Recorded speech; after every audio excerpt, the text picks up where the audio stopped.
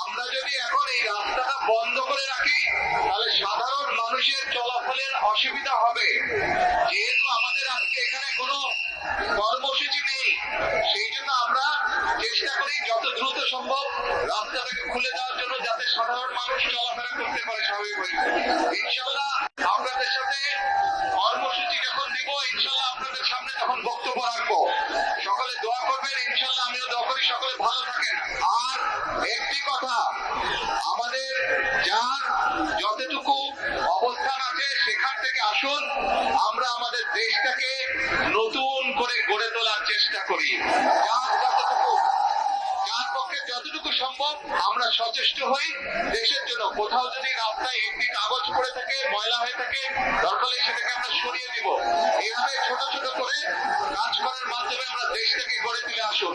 আর এখন আমি সকলকে অনুরোধ করব, দ্রুত আমরা রাস্তাটাকে খালি করে দেই, যাতে সাধারণ মানুষ চলাফেরা করতে পারে।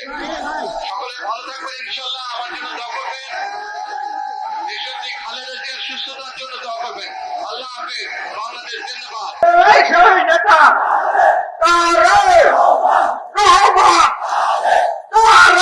চলে যাবেন, গাড়িটা আছে রাস্তা করে দিবেন। আমাদের সকলের নেতা জনাব তারেক রহমান এখনই পার্টি মিছিলে উপস্থিত হবে। ওনার গাড়িটি আসে রাস্তা করে দিবেন। যুবদলের জুয়েল ভাই, তোমার সামনে যাবে, গাড়িটি আসার ব্যবস্থা করো। অফিসের গেটের দিকে কেউ ঢুকবে না, সামনের দিকে যান, গাড়িটি প্লিজ আসার ব্যবস্থা করে দিবেন। জায়গাটা ছেড়ে দিতে হবে। গেটের মধ্যে যারা দাঁড়িয়ে আছে, যুবদলের নেতৃবৃন্দ, এই গেটে যারা দাঁড়িয়ে আছেন আপনাদের রাস্তাটি খালি করে দিতে হবে। এই রাস্তাটি খালি করবেন প্লিজ। যারা ছাত্রদলের কেন্দ্রীয় নেতৃবৃন্দ, যুবদলের নেতৃবৃন্দ, আপনারা দাঁড়িয়ে থাকেন, সামনে গিয়ে একটু গাড়িটি আসার ব্যবস্থা করে দেবেন। অঙ্গ সহযোগী সংগঠনের